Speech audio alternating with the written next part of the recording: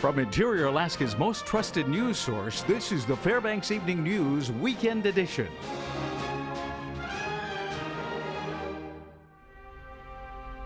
Good evening and welcome to our Saturday edition of the Fbx Evening News. I'm Katie Looper. Our top story tonight. The Dow Jones Industrial Average closed at its 9th biggest point decline in history yesterday, and oil's down to nearly $40 a barrel. But will that make a dent in your PFD? Analyst says not just yet. Current oil prices only make up a small portion of the portfolio, while its revenue is primarily generated through investments of the fund money in other financial tools. The Anchorage Economic Development Corporation says it expects this year's PFD to be around $2,000. UAF professor of energy economics Doug Reynolds says the stock market does play a substantial role in the health of the permanent fund, but traders swap out poor performing securities on a regular basis. What happens in general in these management is that they'll see something going down. Let's say you have an oil stock and you see it's going down. You might sell out of that and get into something else like airlines. That usually airlines benefit from low oil prices because they can get cheaper fares, get more people on board. The deadline to change, add, or withdraw direct deposit information and make contributions to Pick, Click, Give or the UA College Savings Plan from your PFD is coming up on August 31st. And a Fairbanks man will serve 5.5 years in jail after taking a deal with the state and Superior Court. Curtis Reitzman appeared in court to plead guilty to 2 Class A felony drug charges. According to prosecution, Reitzman attempted on 2 separate occasions to sell heroin to different police informants in 2014. Reitzman faced 8 different cases with multiple charges. In each, all but 2 charges were dropped. Those charges stem from different theft cases, including copper thefts. Police say he sold the stolen copper tubes and fittings valued at $7,000 to $10,000 as scrap for $708. A part of the deal, Reitman will also have to pay a $15,000 fine. He will be placed on probation once released from jail for a period of 5 years. Today was Military Appreciation Day at Pioneer Park, where food, games, music, and more were free to those with military ID. Families arrived at Pioneer Park and enjoyed showing appreciation for our military service men and women. The 9th Army Band played some popular songs, and parents took their kids to play mini golf, ride the train, and enjoy other activities the park has to offer. Door prizes were awarded and local bands were playing in the street. However, due to the weather, the inflatable obstacle courses were not set up. Next week, Alaska veterans will have the opportunity to engage directly with senior VA officials, including Undersecretary of Health Dr. David Shulkin. The Fairbanks hearing will be Monday from 11 a.m. to 1 p.m. in the Fairbanks North Star Borough Assembly Chambers at 809 Pioneer Road. The other hearing Monday will be in Kenai. A congressional field hearing of the Senate Veterans Affairs Committee to hear from a series of witnesses will take place Tuesday evening in Eagle River. This morning, protesters gathered in front of Planned Parenthood in an effort to stop abortion. They wanted to stand together in the community and educate people about what Planned Parenthood does and why they think it's wrong. Their goal is to cut off the organization's federal funding and eventually shut it down. But this particular protest is in response to videos allegedly showing Planned Parenthood staffers discussing the sale of fetal tissue for profit. It's a part of the national protest going on today in 47 other states and more than 300 cities. According to Pamela Samish, president of Right to Life and event organizer, this is the biggest protest they've ever had. Volunteers of Right to Life came to protest, but also members of the community who share the same opinions. Even though we have a Catholic priest here, and praise the Lord he's here, this is not about one religion or another. This is about people in the community. So it doesn't matter what religion you are or anything like that. What matters is that we all believe in the same thing and the value of life. Planned Parenthood has denied allegations made against it and claims that the Center for Medical Progress has edited the videos to push its anti-abortion agenda. The local Planned Parenthood was closed today and no one was available to comment on the protest. The Fairbanks Police Department is testing new body cameras that will eventually be carried by all officers in the field. According to FPD, this isn't a new idea, it's something they have been working on for a long time. Officials within the department say it's a way to not only protect themselves, but the public as well. The devices are currently being worn by 6 officers until they work out all the technology kinks. The cameras will be able to catch both video and audio and are streamed directly to the department's headquarters. They expect to have the full staff equipped within a few weeks. We're actually already testing body-worn video. A lot of the officers, that was officer-driven. They had a desire to have them.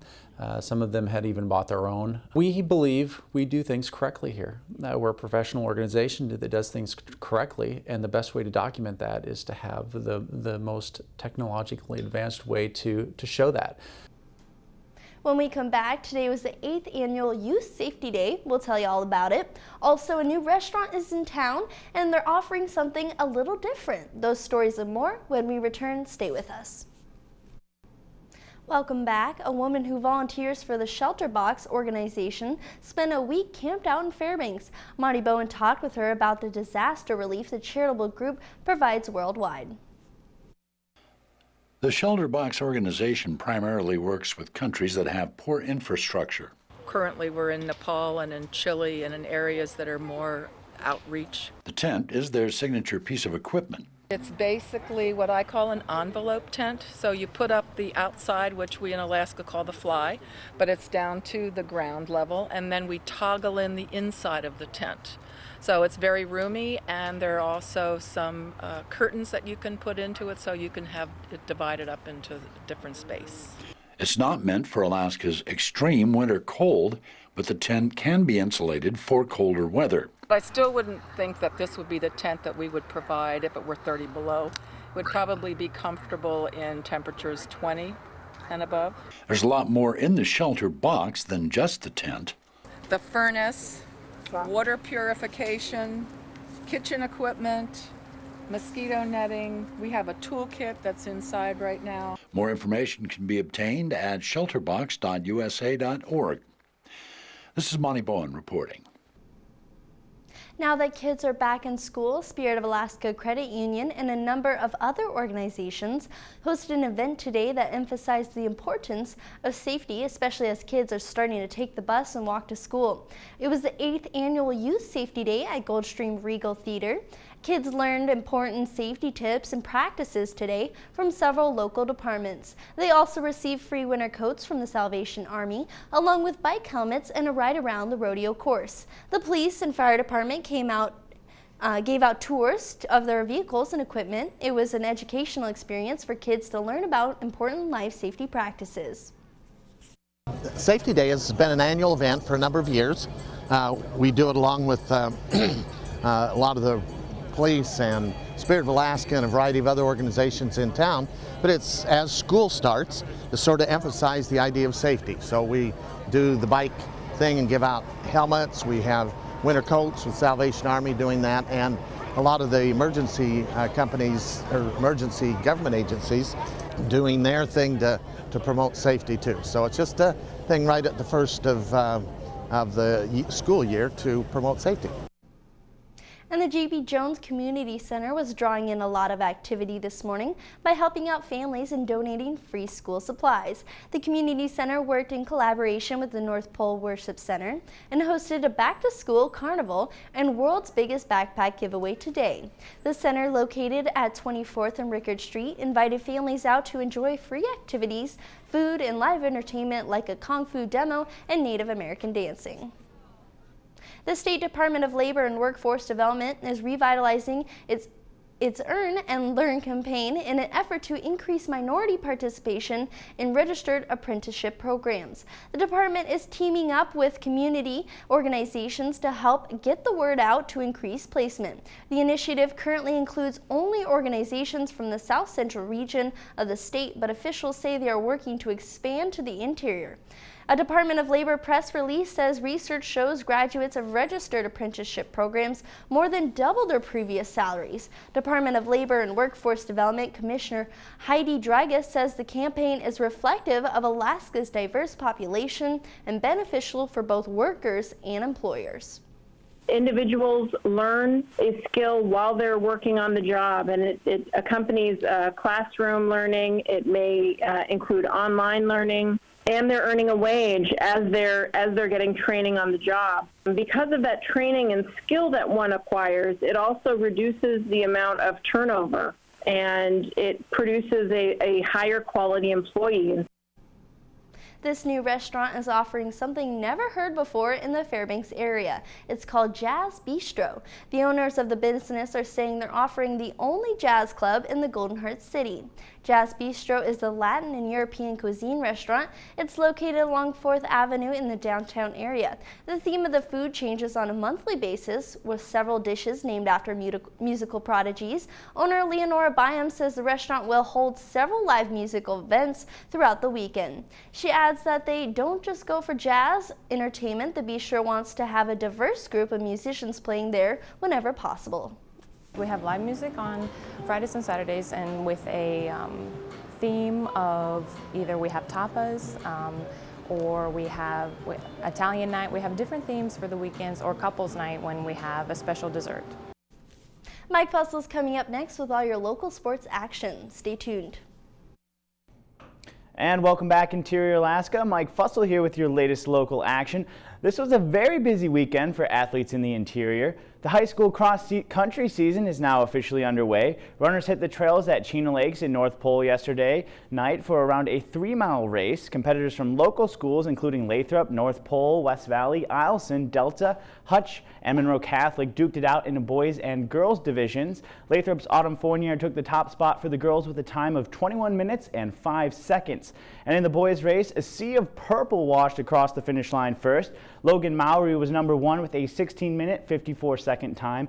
And just seconds behind him, a pack of Malamutes finished, including Kevin Brune, Alex Beeler, and Vance Underwood. Race champion Mowry says the team helped push each other throughout the race. He's really put in a lot of work, so I couldn't have got that without him there, definitely. He, every time I felt like I was going to waver, I had him there to push me, so there was definitely a lot of teamwork going on, not just with Kevin, but like the whole team. And good job, bud. Yeah, I mean, I wanted a fast race today, and like they definitely helped me get there. Graphic is. And high school football players hit the road this weekend for games across the state. The Lathrop Malamutes traveled down to Palmer to step onto the gridiron against the Moose. This was their season opener also. Palmer Chase Ferris helped tack on 2 touchdown scores to bring the Moose up early in the game. One of those plays being a 63-yard play from his first snap. Then Jeff Glynn would score late in the second quarter, bringing the tally up to 21-0. But the Malamutes would not go down without a fight. Lathrop managed to rack up some points thanks to several Glenn Maiden touchdown passes. But it would not be enough to put the Malamutes on top. Palmer wins it with a final score of 35-19. And West Valley was also out of town, taking on Thunder Mountain. The Wolfpack would end up getting the victory with a tally of 26-9 over the Falcons. And high school flag football players are also working out some early hiccups as they prepare for the regular season.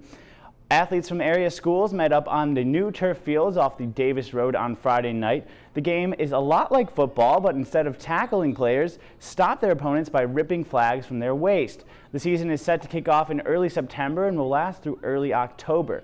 Most games are played on the turf fields or at North Pole High School. Some players are already making an impact on the field. Lathrop's Alan Lewis, who typically plays wide receiver, secured a completion on a tipped pass that almost got away from her. During week 1, Lathrop will meet up with West Valley in a dog bowl battle, and the North Pole Patriots will take on the Hutchinson Hawks. It's good. It's great to get on the field. We've been practicing we started the 29th, and so it's been, 2.5 weeks or so. So to get on the field, it's pretty exciting. Yeah, it's good to be able to get out and see the other teams and kind of see what we're up against. Well, I'm not used to the turf fields, so it's better than the grass because have better traction to move, but we're learning, so we gotta get used to it because we're playing all our games here. So. And if you needed a little motivation to exercise in Fairbanks yesterday night, nothing could have been better than a pack of brain-craving, bloodthirsty zombies making you run for your life. The Walking Dead kicked it up a couple of notches for the Running Dead 5K. The event was hosted by the Fairbanks Roller Girls and took place on the trails behind Pioneer Park. Participants could either sign up to be an infected ghoul or run as a person trapped in the zombie apocalypse. Regardless of their role, many participants dressed up for the occasion. While runners couldn't take out zombies with a lethal tap to the head, they did have flags attached to their waist, which the monsters tried to steal. The creature with the most flags at the end of the race ended up winning a prize. And that about brings us to the buzzer for sports tonight. Katie Looper has your full weather forecast coming up next. Thanks for checking in, and we'll see you next weekend. Welcome back to our Saturday edition. And I hate to say it again, but it looks like we have another gloomy Saturday. All rain, I know. It's not good, but will we be seeing that this week? Looks like it. I mean, it's that time of year. But let's look at the almanac for today. There was a recent high today of 65, an overnight low of 45. A record high got up to 86 in 1977, and a record low of 30 in 1905. Our sun rose at 6:01 this morning and sets at 9:47 this evening. Our daylight equals 15 hours and 46 minutes altogether, giving us a loss of 7 minutes from yesterday. Now around the state today, rain showers in Juneau and Ketchikan, temperatures in the upper 50s. Anchorage is nice and sunny at 70 degrees, same with Kodiak. Yet cloudy skies in Cold Bay around 53 degrees. Sunny skies in the Bethel and Denali Park area around 55. Cloudy skies in Barrow at 37 degrees. And as for the Fairbanks interior area, 56 degrees with scattered rain showers. Now for our lower 48, we can see sunny skies in Seattle at 80 degrees, same with Vegas and Phoenix at 105. As we look over to the east, Dallas is raining at 97, same with New Orleans and Miami, temperatures in the low 90s for them. Up there in the north, New York is at 84 with some rain showers. Next week, we can expect heat in the northwest, spotty rain showers in the Arizona and New Mexico area, same with the deep south and Florida area, humid temperatures there, and up in the north, rain showers for them as well. Back in Alaska, rain showers for Barrow and Fort Yukon, cloudy skies in Nome, temperatures around the mid-50s for Nome, 40 for Barrow, and mid-60s for Fort Yukon. As for the interior, rain showers all around the region, temperatures around 50 for Healy and Delta and 59 in Fairbanks. As we look on down to the southeast, periods of rain for Juneau and cloudy in Ketchikan, 50 in Juneau, 59 in Ketchikan. As for our southwest, showers in Bethel, cloudy skies at Cold Bay, sunny skies for Kodiak, 57 in Bethel, 56 in Cold Bay, and 65 in Kodiak. Lastly, for our south central region, cloudy for Anchorage and Homer, showers likely in Valdez, a lot of rain showers around the state, and temperatures are around the mid-60s. All right, for tonight's forecast, 45 degrees, cloudy with scattered rain showers. For tomorrow, we can expect 60 degrees, rain likely all day. And lastly, for our extended outlook, we can check out what's happening next week. Temperatures between 60, 65, our nightly temperatures 50 and moving down to 40. So temperatures are starting to decrease and we're going to start, needing to bundle up more. Exactly. It's very important to start bundling up because as many of us know, it's just really easy to get sick, so you just got to be careful. It's that time of year. I know a lot, seasons are changing, kids are going back to school, we got to make sure to wash our hands and wear scarves and everything like that. Exactly, got to stay healthy. Yes. All right, well that'll wrap up this Saturday edition of the Fairbanks Evening News, and as always, we're glad you could join us. Join us here 6 days a week at 6 and 11 or online anytime at webcenter11.com. From all of us here at the News Center, have a great weekend.